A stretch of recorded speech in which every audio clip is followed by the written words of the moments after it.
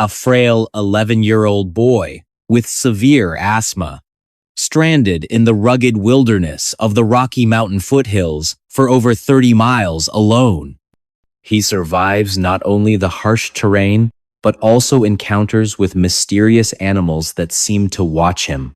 Then, after being found by sheer luck, he reveals details about his experience that defy logic and reason. This is no ordinary story, it's the baffling case of Jerry Monkman, an incident so strange it continues to haunt investigators decades later. Hi everyone, you're listening to Thousand Fragments. The moment no one saw, the memory no one kept. I'm bringing it back, drop a comment below, and let me know where you are today. I'm all ears. And let's begin. The year was 1953, and life moved at a slower pace in small-town America. In one such community, nestled near the foothills of the Teton Mountains in Wyoming, an 11-year-old named Jerry Monkman lived a simple yet adventurous life. Despite his fragile health, he suffered from chronic asthma and struggled physically compared to his peers. Jerry had an unquenchable thirst for exploration. He loved hiking, camping, and anything that brought him closer to nature. His parents often worried about his safety, but Jerry always returned home safely, carrying stories of breathtaking landscapes and wildlife sightings. Little did they know, one April day would change everything. It happened during a Boy Scout trip to the Teton Canyon, a place known for its rugged beauty and challenging trails. On April 25th, Jerry and his troop set out early in the morning for what should have been a routine hike. As they ascended the trail, the group split into smaller units to explore different areas. Jerry stayed close to the leaders initially, but as the day went on, he ventured ahead, eager to see more of the canyon. At some point, however, he disappeared without a trace. One of the troop leaders turned around to check on the boys and realized Jerry was nowhere to be seen. Panic set in immediately. The local sheriff's department sprang into action upon receiving the news. Within hours, 600 volunteers joined forces with law enforcement to search every inch of the surrounding wilderness. Bloodhounds were brought in to track Jerry's scent. Helicopters scoured the skies, and ground teams combed through dense forests and rocky cliffs. Everyone believed finding Jerry alive was nearly impossible given his condition and the distance he could have traveled. Yet, against all odds, the dog handlers picked up his scent and followed it relentlessly for 6 straight hours, northward toward a swamp located 12 miles away from where Jerry went missing. When they arrived, there was nothing. No sign of Jerry, no clues left behind. It seemed like he had vanished into thin air. Back at the weathered wooden cabin serving as the command center, confusion reigned. How could a child with Jerry's limitations traverse such a vast distance? Was foul play involved? Or had something or someone else taken him? These questions lingered as night fell over the mountains, casting long shadows across the anxious faces of those searching for answers. But then came the twist. The next morning, an 8-year-old boy named David stumbled upon Jerry completely by chance while riding his horse near a tree line roughly 30 miles away from the original location. According to David, Jerry simply emerged from the woods, waved weakly, and asked to be taken back to his group. When questioned later, Jerry offered little explanation, beyond vague memories of sleeping under trees and seeing strange animals watching him. "They never hurt me," he insisted repeatedly, though his descriptions provided no concrete answers. What kind of animals? Where did they come from? Why didn't they attack him? None of these questions had clear answers, leaving investigators even more perplexed. Let's rewind to the events leading up to Jerry's disappearance. Born in a modest family, Jerry grew up surrounded by siblings who adored him despite his physical limitations. Teachers described him as bright but quiet, preferring outdoor adventures to classroom activities. Joining the Boy Scouts became his escape, a way to prove himself despite society's doubts. That fateful weekend, the promise of camping and hiking invigorated him. Equipped with basic supplies, including a canteen and a small flashlight, Jerry joined his troop enthusiastically. They began their journey along well-marked trails, chatting excitedly about their plans for the evening. But somewhere along the way, Jerry slipped away, unnoticed. When Jerry went missing, chaos erupted among the troop leaders. After realizing he wasn't anywhere nearby, they alerted authorities immediately. Helicopters buzzed overhead, searchlights cutting through the darkness. Ground teams spread out systematically, calling Jerry's name and scanning the terrain for any signs of movement. For 2 days, the operation continued tirelessly, consuming resources and manpower alike. Still, there was no trace of the boy. By the time the bloodhound led them to the swamp, hope began to fade. The idea that Jerry could have survived alone in the wilderness seemed remote, almost laughable. And yet, when David found him 30 miles away, reality defied expectation once again. As days passed, theories multiplied faster than solutions appeared. Some speculated abduction, suggesting Jerry might have been carried off by unknown individuals or even wild animals. Others pointed to supernatural explanations, citing folklore about the Teton region being a hotspot for strange phenomena. Could Jerry's survival be attributed to otherworldly intervention? Or was there a simpler, albeit harder to believe, explanation? Fast forward to the present day, and new developments continue to emerge thanks to advancements in technology and renewed interest in cold cases. Forensic experts revisited old evidence, hoping modern techniques might uncover overlooked details. DNA testing revealed traces of unidentified substances on Jerry's clothing, sparking debates about potential contaminants or deliberate tampering.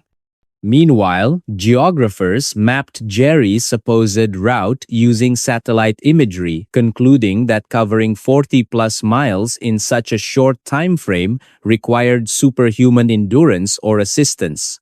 Social media platforms amplified voices previously unheard, creating networks of advocates committed to solving mysteries like Jerry's.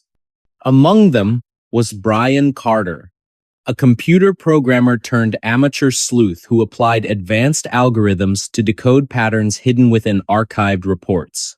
His findings suggested possible ties between Jerry's disappearance and broader incidents involving children vanishing under similar circumstances.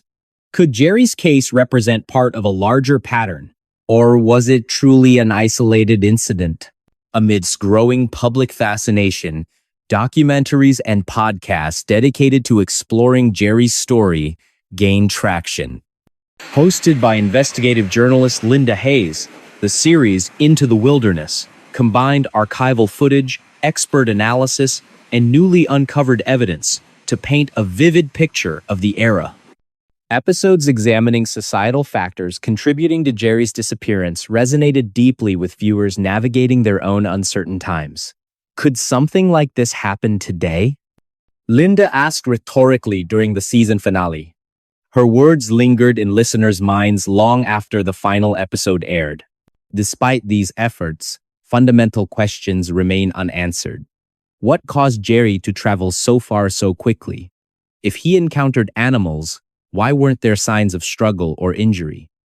Most hauntingly, how does someone so vulnerable survive such an ordeal without leaving a single clue behind? These queries weigh heavily on those closest to the case. Emily Grant, a psychologist studying behavioral patterns exhibited by victims of trauma, spends sleepless nights researching obscure archives, searching for patterns others might have missed.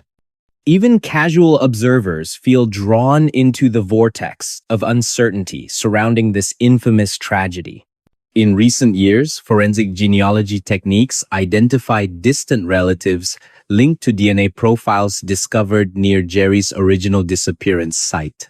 Investigators raced to interview these individuals, uncovering surprising ties to the region during the mid-20th century. While circumstantial, the connections provided tantalizing possibilities worth pursuing. "We're closer than ever before," declared Detective Mark Thompson during a press conference held amidst heightened tension. Cameras flashed as reporters clamored for answers, underscoring the significance of this development. Yet, despite these advances, gaps persist. Who or what watched Jerry in the forest? Why did the animals seem protective rather than predatory? And perhaps most importantly, why does the official record still list Jerry's disappearance as unsolved? These mysteries weigh heavily on those affected, including Jerry's now grown siblings who gather annually to honor their brother's memory. A memorial plaque stands near the Teton Canyon trailhead, its inscription reading, "Lost but never forgotten." By 2023, researchers announced they had decoded messages embedded in photographs taken during the initial search. Using sophisticated image recognition software, analysts identified recurring themes tied to specific locations and dates corresponding to known landmarks along Jerry's alleged path. This revelation suggests Jerry may have left deliberate clues intended to guide rescuers even if he couldn't articulate them afterward. Was he playing games right up until the end? Or was something else guiding him? Advancements in artificial intelligence offer unprecedented opportunities for analyzing large datasets related to Jerry's case. A program developed by Brian Carter sifts through thousands of pages of archived material, flagging patterns previously overlooked by human eyes.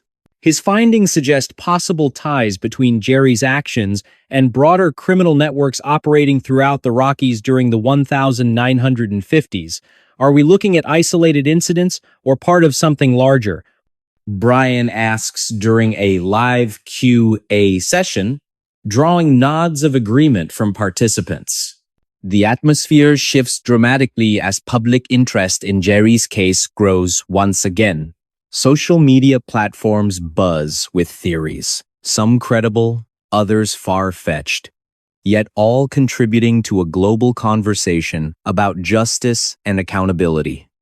Families affected by similar losses gather annually to honor their loved ones, finding solace in shared memories and unwavering determination. "We won't stop fighting," says Linda Hayes during a memorial service held near the Teton Canyon. Her voice cracks slightly, betraying exhaustion mixed with awe at the complexity of their subject. And so, the legend of Jerry Monkman persists not merely as a relic of the past, but as a testament to human resilience in the face of incomprehensible evil. For every answer uncovered, new questions arise. For every step forward, obstacles loom large. Yet through it all, one truth remains clear. The quest for understanding transcends generations, binding us together in our shared desire for peace and resolution. Now, consider this. Imagine yourself walking through the same forest Jerry once traversed. Would you notice anything unusual? Could you explain the inexplicable? Stories like Jerry's remind us that even in the heart of civilization, secrets lie buried beneath layers of myth and misunderstanding. Only by confronting these shadows can we hope to illuminate paths toward light and redemption. Or will the shadows always hold sway, reminding us of the limits of human comprehension? So, next time you venture outdoors, take a moment to observe your surroundings. Who knows what secrets lie hidden in plain sight? And remember, while stories like Jerry Monkman's may terrify us, they also inspire us to seek answers where none seem to exist. Because in the end, it isn't the darkness that defines us, it's how we choose to respond to it. And that was another story lost in time. But stay with me because there's still more waiting in the shadows. What do you think happened to Jerry? Let me know in the comments below. Your thoughts matter. and they shape the stories I share next. So go ahead, type it out, and hit send. I'll see you there.